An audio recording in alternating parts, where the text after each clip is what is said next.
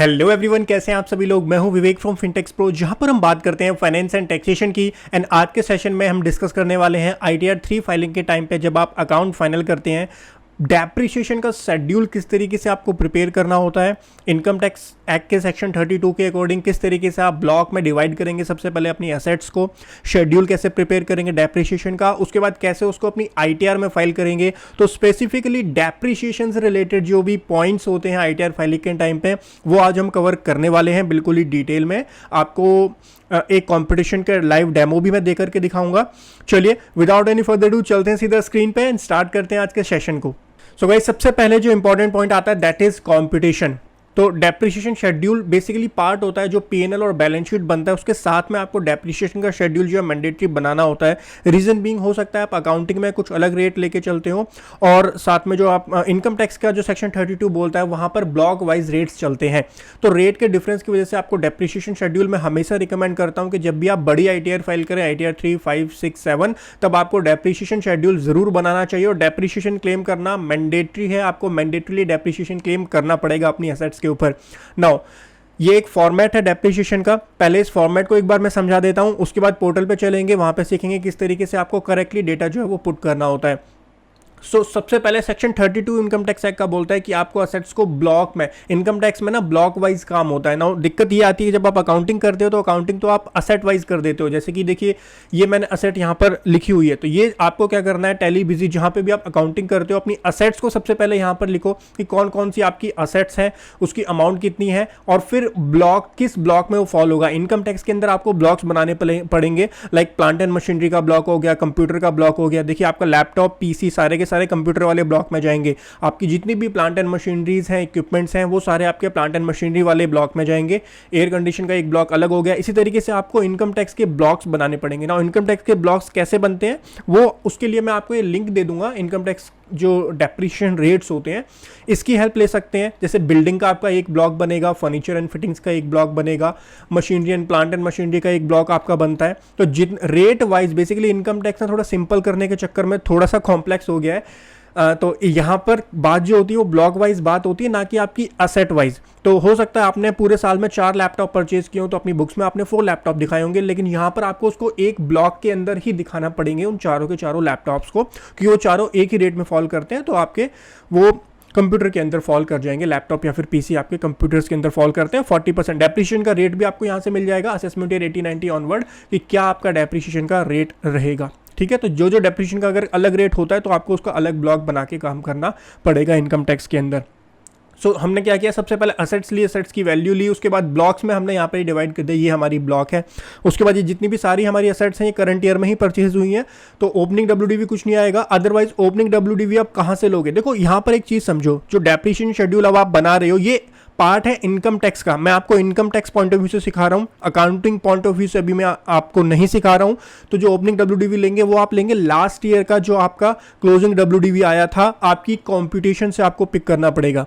Point को note करना, book से ओपनिंग WDV मत उठा लेना, अकाउंट से मत उठाना। जो लास्ट ईयर आपने कंपटीशन की है सेम क्लाइंट की, उसका ओपनिंग WDV आपको यहाँ पर लेके चलना है। अगर नहीं है तो आप यहाँ पे 0 डालेंगे। उसके बाद यहाँ पर एडिशन ड्यूरिंग द ईयर, ये फॉर्मेट थोड़ा सा मैं एक्सप्लेन कर देता हूँ क्योंकि ये थोड़ा सा अलग होता है। इनकम टैक्स प्रोविजंस के अकॉर्डिंग ये बना हुआ है। Put to use for more than 180 days. Now 180 days की जो लिमिट है वो सेक्शन 32 के अंदर बताई हुई है कि अगर आप 180 डेज से कम यूज करेंगे तो आपको 50% ही मिलेगा। यानी फॉर एग्जांपल अगर कंप्यूटर का रेट 40% है और मैंने कोई लैपटॉप परचेज किया जिसको मैंने यूज किया 180 डेज से कम, तो मुझे उसका ओनली 20% एप्रिसिएशन मिलेगा। तो यहाँ पर एक्सेल में हमको बाइफिकेट करना पड़ता है अपनी एसेट को। तो देखिए एक कंप्यूटर है मेरा जो कि मैंने पूरे 180 डेज से ज़्यादा यूज़ किया है, जो लैपटॉप है वो मैंने 180 डेज से कम यूज़ किया है। तो कंप्यूटर तो मेरा आ गया मोर देन 182 डेज में और ये आ गया लेस देन 182 डेज में। डिफरेंस क्या होगा सर, इसके ऊपर आपको पूरा का पूरा डेप्रिसिएशन मिल जाएगा। 84 पे आप पूरा 40% क्लेम कर पाएंगे, लेकिन जो ये वाली असेट है इसके ऊपर आप ओनली 20% क्लेम कर पाएंगे करंट ईयर में। नेक्स्ट ईयर जाके तो आप इसका 40% कर लोगे, करंट ईयर में ओनली आप हाफ क्लेम कर पाओगे, दैट इज 20% आप क्लेम कर पाओगे।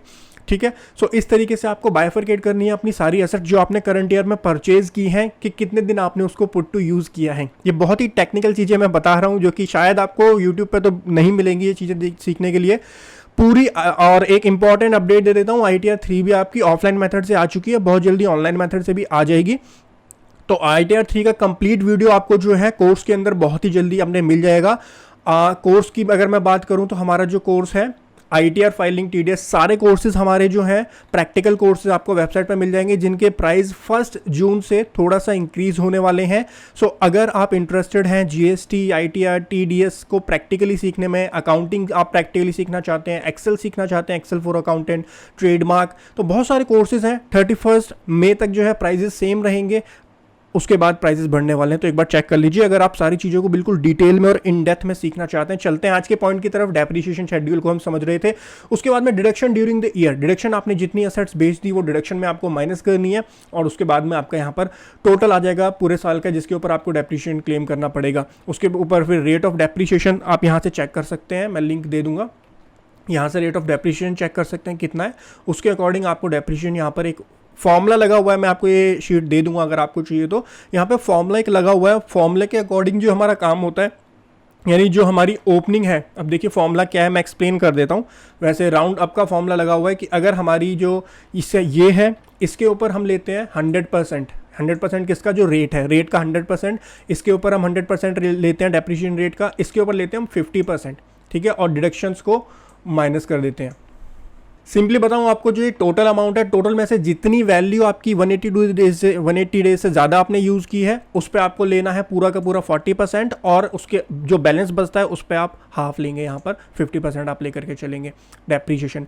तो इस तरीके से आप फॉर्मूला मैंने पुट किया हुआ, उसके अकॉर्डिंग आपका काम हो जाएगा। टोटल आ जाएगा आपका डेप्रिसिएशन का, एंड जब आप टोटल में से माइनस कर देंगे डेप्रिसिएशन, तो आपकी क्लोजिंग WDV आ जाएगी ना। इसकी पोस्टिंग कैसे होती है, बहुत सिंपल पोस्टिंग है। आप बैलेंस शीट में इसको यहाँ पर, ये बैलेंस शीट में कहाँ पोस्ट करेंगे, बैलेंस शीट में depreciation as per income tax आपका यहाँ पे माइनस हो जाता है, एंड PNL में भी आपका वो क्या हो जाएगा, डेप्रिसिएशन यहाँ पर PNL के अंदर भी ट्रांसफर हो जाएगा। नाउ यहाँ पर एक इशू आता है, ये बैलेंस शीट और PNL जो हमने बनाए हैं, ये हमने बनाए हैं अपने ITR में रिपोर्ट करने के लिए। देखिए जब आप एक प्रोप्राइटर का काम करते हैं ना, मैं आपको थोड़ा प्रैक्टिकल सिनेरियो समझा देता हूँ, क्योंकि बहुत क्वेरीज आती है मेरे पास।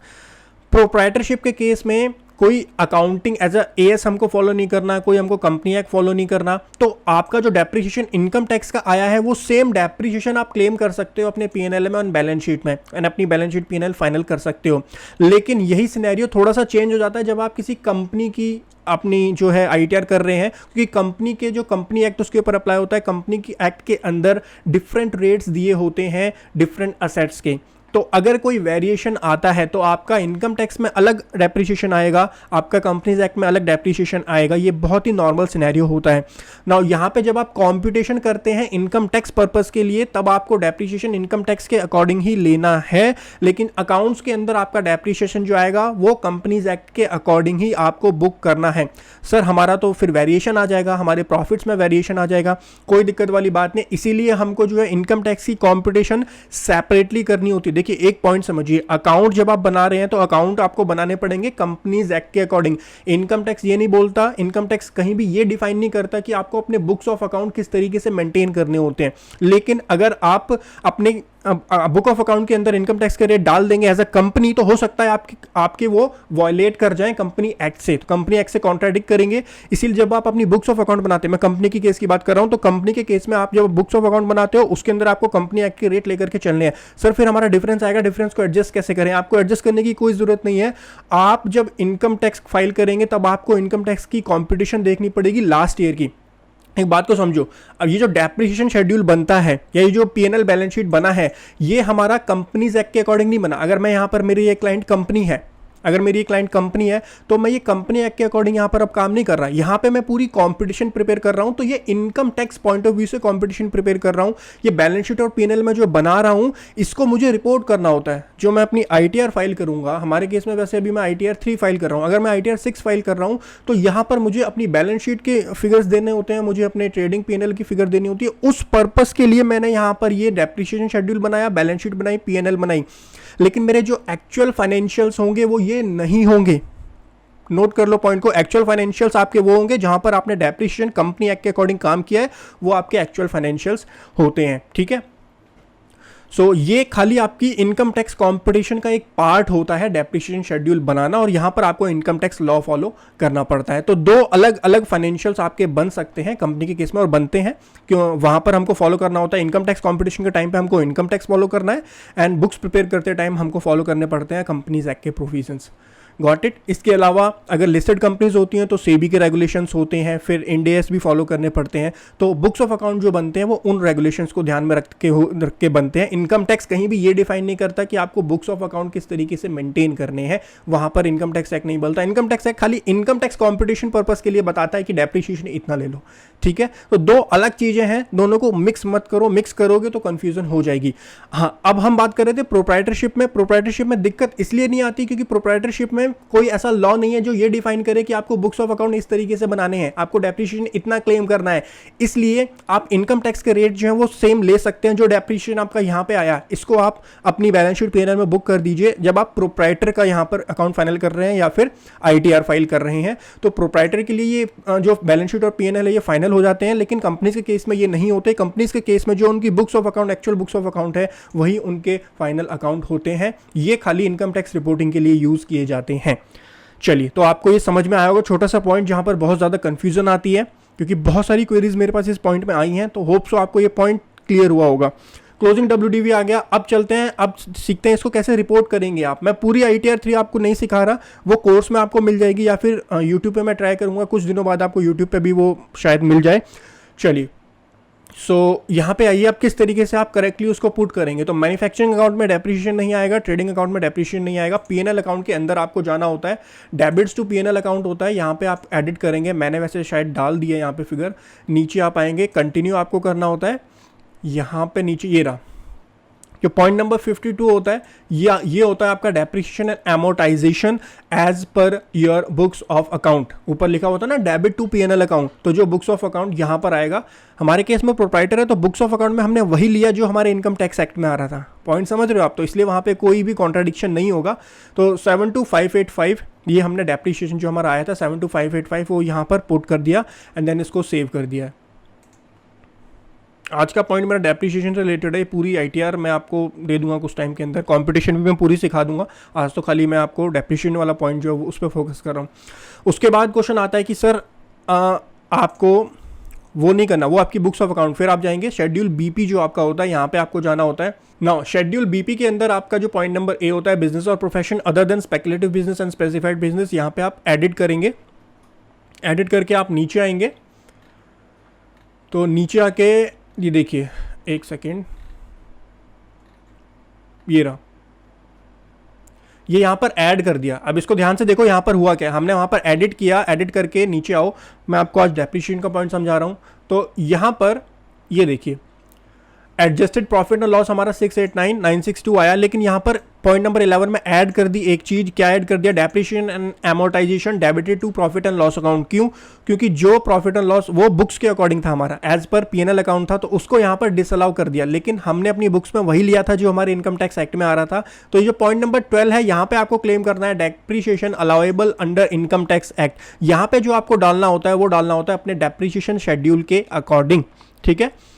सो हमारा यहाँ पर भी ये था और पॉइंट नंबर 12 में भी यही आएगा डेप्रिसिएशन। और यहाँ पर आप फिगर कुछ पुट नहीं कर सकते। अब ध्यान से सुनो बात। तो सर यहाँ पे हम फिगर जब पुट नहीं कर सकते तो यहाँ पर फिगर आएगी कैसे? उसके लिए आपको फिल करने पड़ेंगे डेप्रिसिएशन शेड्यूल्स।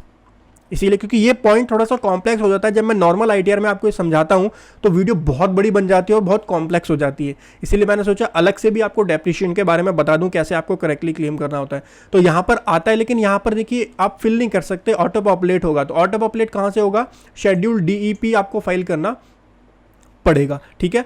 इसको क्या करो, अब यहाँ नीचे जा करके सेव कर दो। अब हम चलते हैं, इसको भी सेव कर देते हैं। अभी डेप्रिसिएशन इनकम टैक्स के अकॉर्डिंग हमने क्लेम नहीं किया है, ध्यान रखना पॉइंट्स को। अब हमको फाइल करना पड़ेगा schedule DPM and DOA, depreciation of plant and machinery and other assets का शेड्यूल होता है।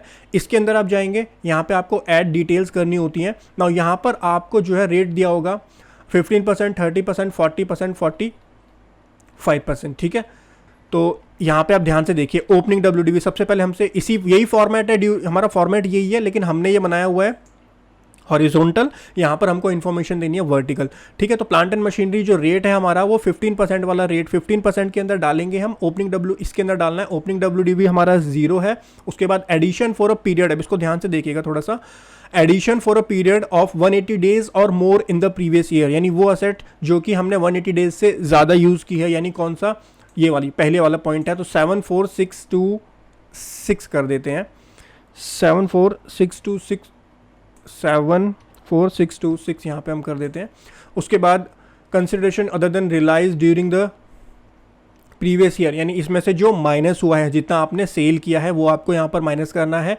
उसके बाद में अमाउंट ऑफ डेप्रिसिएशन आ गया ये। उसके बाद 7th पॉइंट है, 7th पॉइंट को ध्यान से पढ़ो, addition for a period less than 182 days, यानी वो असेट जो 182 डेज से कम आपने यूज़ की है, तो उसकी वैल्यू ये है 64818,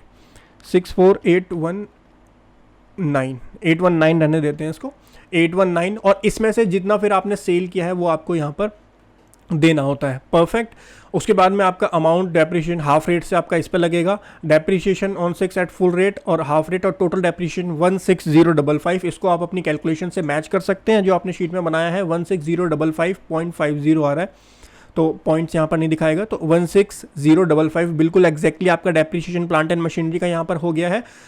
सो यहाँ पे आपका डेप्रिसिएशन आएगा, इसको आप एक बार चेक कर लीजिएगा जो आपने कैलकुलेशन की है, और WDV जो आपकी आई है वो उससे मैच हो रही है या नहीं हो रही है, एंड उसके बाद आप यहाँ पर कंफर्म कर देंगे। इसके बाद में समरी आपकी एक यहाँ पर आएगी, समरी में भी आप चेक कर सकते हैं कितना डेप्रिसिएशन आपका आया है, 72584, 72585, ₹1 का डिफरेंस है, दैट्स ओके, फ्रैक्शन की वजह से वो डिफरेंस आ सकता है, उसको आप अपनी कैलकुलेशन में ठीक कर सकते हैं। इसको हम कंफर्म करेंगे, तो ये हमारी यहाँ से, जब आप यहाँ पर समरी को कंफर्म कर देंगे, उसके बाद में आपको जाना है कहाँ पर, शेड्यूल ऑफ BP के अंदर आप जाएंगे, यहाँ पर आप इसको एडिट करेंगे। एडिट करने के बाद आप नीचे आएंगे, सो नीचे आपको यहाँ पर डेप्रिसिएशन दिखेगा, एक सेकेंड, नीचे आइए, दिस वन देखिए, यहाँ पर 0 आ रहा था अभी थोड़ी देर पहले यहाँ पर 0 आ रहा था, लेकिन अभी जैसे ही हमने यहाँ पर शेड्यूल अपना BEP वाला फिल किया, वहाँ से हमारी फिगर 72584 यहाँ पर पिक होकर के आ गई है, और डेप्रिसिएशन जो हमारी बुक्स का है वो 72585 यहाँ पर आ चुका है। ₹1 का डिफरेंस फ्रैक्शन की वजह से, दैट्स ओके, कोई दिक्कत वाली बात नहीं है।